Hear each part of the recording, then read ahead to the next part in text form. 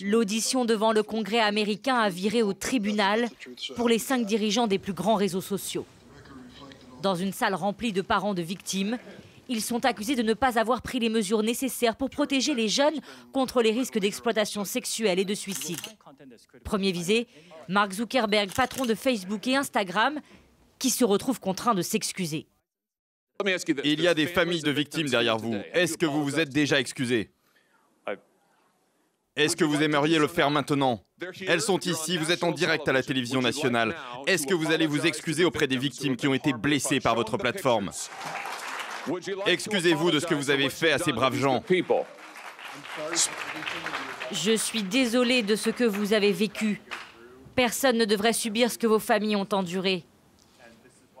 Et c'est pourquoi nous investissons autant, et nous allons continuer à le faire, pour être sûr que personne n'aura à traverser les mêmes épreuves que vous et vos familles.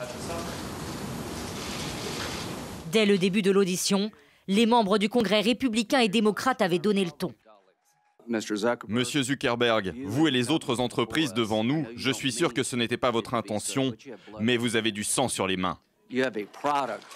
Vous avez créé des produits qui tuent les gens.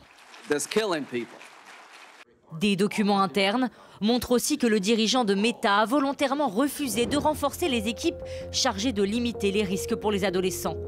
Ce qui a conduit, selon certains parents, au suicide et au harcèlement de leurs enfants. Vous êtes milliardaire. Est-ce que vous vous engagez à indemniser les victimes et à créer un fonds spécifique avec votre argent? C'est compliqué. Non, ce n'est pas compliqué. Oui ou non, allez-vous mettre en place un fonds pour ces victimes avec votre argent, l'argent que vous avez gagné sur le dos de ces familles qui sont assises derrière vous? Oui ou non?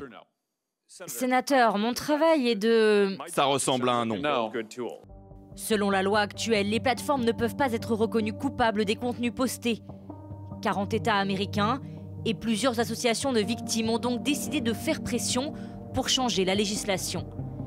Ils demandent notamment une sécurité maximale par défaut pour les moins de 18 ans, ainsi qu'un plus grand contrôle des parents sur le compte de leurs enfants. Cette année, grâce à ces plateformes, le groupe Meta a enregistré des profits records, 39 milliards de dollars de bénéfices nets.